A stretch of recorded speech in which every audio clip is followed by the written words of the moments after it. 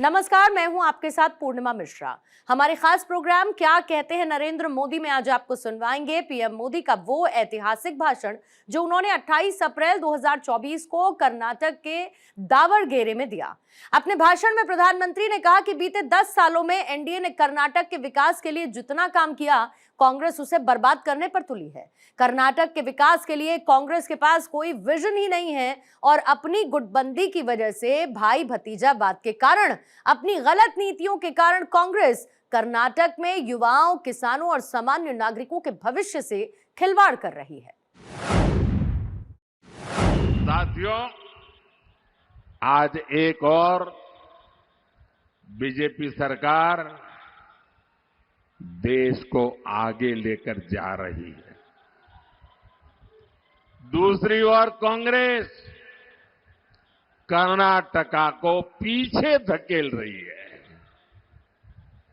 एक और मोदी का मंत्र है, विकसित भारत के लिए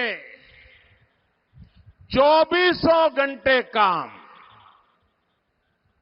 बिना रुके, बिना थके, 24 घंटे काम, 24/7, 24/7 और 2047।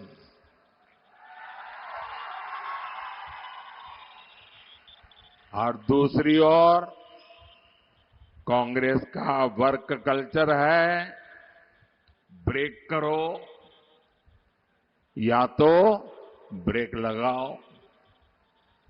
कांग्रेस देश की एकता को ब्रेक करने में जुटी हुई है और डेवलपमेंट के कामों पर ब्रेक लगाने में लगी हुई है।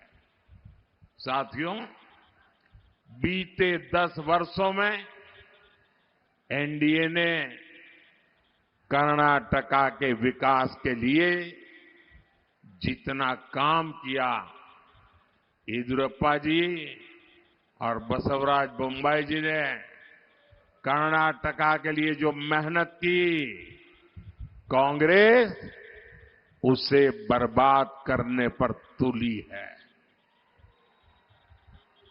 और कर्नाटका में कांग्रेस जनता को एड्रेस नहीं कर रही है। वो सुबह शाम तय करते हैं कि नंबर 2 एक को कैसे मारेगा, एक नंबर तय करता है नंबर 2 को कैसे मारेगा। वो उसको नीचा दिखाने के लिए क्या करेगा, ये उसको नीचा नहीं गया, ये यही खेल चलता है। कर्नाटक को ऊंचा दिखाने के लिए उनके पास कोई विजन ही नहीं है। अपने इन गुटबंदी के कारण, अपने ही भाई भतीजावाद के कारण, उनकी गलत नीतियों के कारण कांग्रेस कर्नाटका में युवाओं, किसानों और सामान्य नागरिकों के भविष्य से खिलवाड़ कर रही है। और कर्नाटका कांग्रेस का हाल देखिए जी, वो जनता को तो समझा नहीं रहे कि अंदर अंदर क्या करते हैं। अच्छा भाई, 2.5 साल ये बैठेगा, बाद में 2.5 साल तुम आ जाना। अब ये 2.5 साल वाले एक दूसरे के पैर काटेंगे कि नहीं काटेंगे। और मैंने तो सुना है कि इंडिया अलायंस वालों ने एक नई फॉर्मूला खोज निकाली है। क्योंकि मैंने एक पब्लिक मीटिंग में पूछा कि भाई, इतना बड़ा देश आखिरकार किसको सुपुर्द करे। आज देश 5 साल के लिए जिसके भी हाथ में देना है, तो हम सोच विचार कर देंगे कि नहीं देंगे? सोच करके देंगे कि नहीं देंगे? ऐसे ही हाथ बंद करके कोई भी आया तो दे देंगे क्या? दे देंगे क्या? बराबर विचार करेंगे भाई, ये देश संभाल पाएगा, नहीं संभाल पाएगा, क्या करेगा, क्या नहीं करेगा, सारा ट्रैक रिकॉर्ड देखेंगे कि नहीं देखेंगे? अब मैं उनको पूछता हूं, बताओ तो सही, आपके पास कौन नाम है जिसको देश के लोग, देश उसको सुपुर्द कर सके? कोई नाम है क्या? कोई नाम है क्या उनके पास? आप ऐसे अंधेरे में बिना नाम को वो कुछ भी करें, आप स्वीकार कर लेंगे क्या? देश स्वीकार करेगा क्या?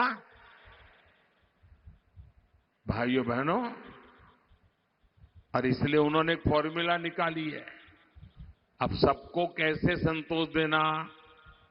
और इसलिए 5 साल अगर उनको मौका मिल जाए तो उन्होंने अपने सभी साथी पार्टियों को कह दिया है कि हर एक को 1-1 साल के लिए पीएमशिप मिलेगा। यानी 1 साल 1 पीएम, दूसरे साल दूसरा पीएम, तीसरे साल तीसरा पीएम, चौथे साल चौथा पीएम, 5वें साल 5वां पीएम। मुझे बताइए भाई क्या होगा आपका? क्या होगा मुझे बताइए? क्या आपको ऐसी चीजों से देश का भला दिखता है? आपका भला दिखता है? आपके बच्चों का भला दिखता है? अब ऐसे लोगों के लिए वोट बिगाड़ सकते हैं क्या हम? वोट बर्बाद कोई कर सकता है क्या? मेहरबानी करके आपका वोट बहुत मूल्यवान है, बर्बाद मत करना भैया, गलती से भी मत करना। भाइयों बहनों, कर्नाटका में कांग्रेस ने नई एजुकेशन पॉलिसी पर ब्रेक लगा दिया। बताइए, 30 साल के बाद देश के 20 लाख से ज्यादा लोगों ने मनोमंथन किया।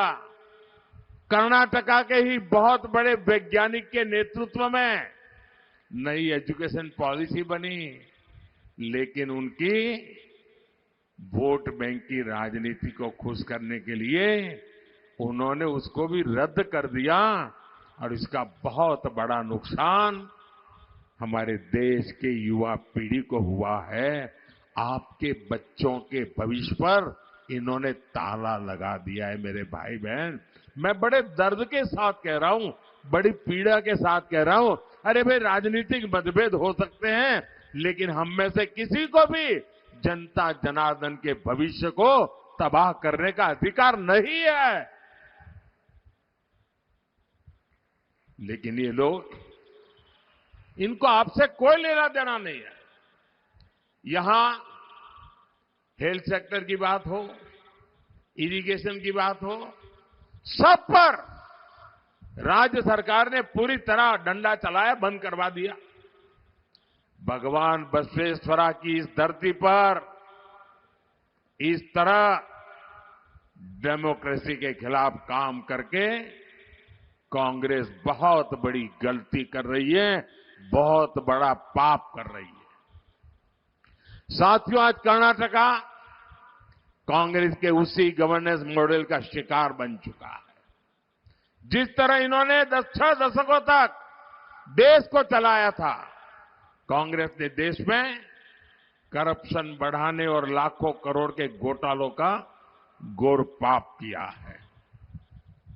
क्या ऐसे लोग तेजी से विकास कर रहे हमारे भारत की कमाल, उसका नेतृत्व जो बर्बाद करते हैं वो लोग कर सकते हैं क्या?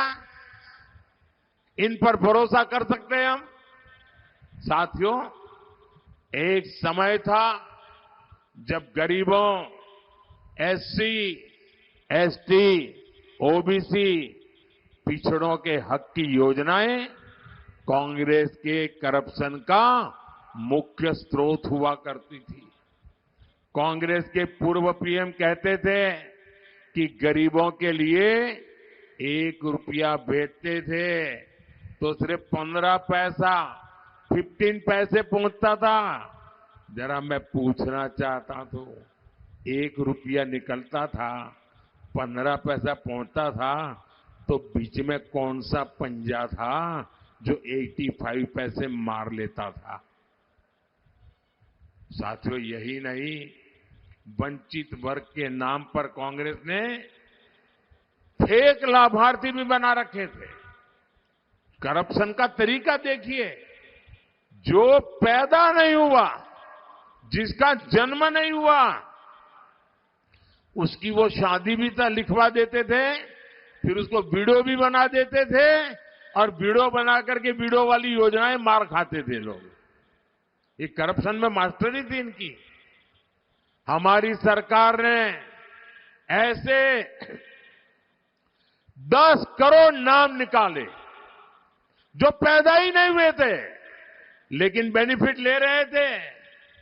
हमने 10 करोड़ ऐसे झूठे नाम निकाले और इन लोगों की कमाई करने के सारे रास्तों को मैंने ताला लगा दिया है।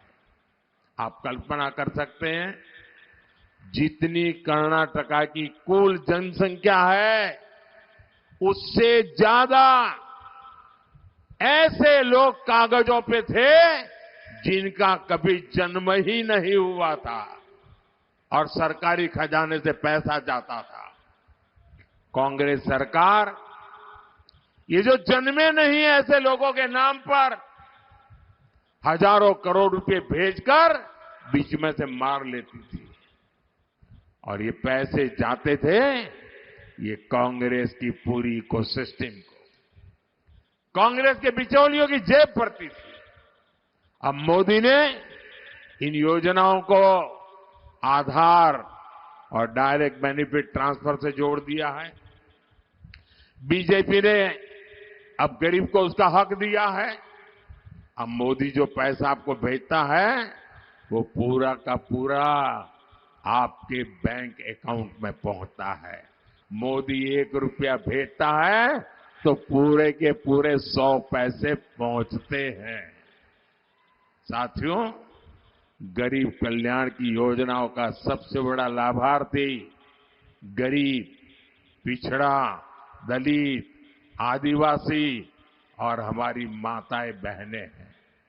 इसलिए कांग्रेस को जहां मौका मिलता है वो इस वर्ग पर अपना आक्रोश उतारती है।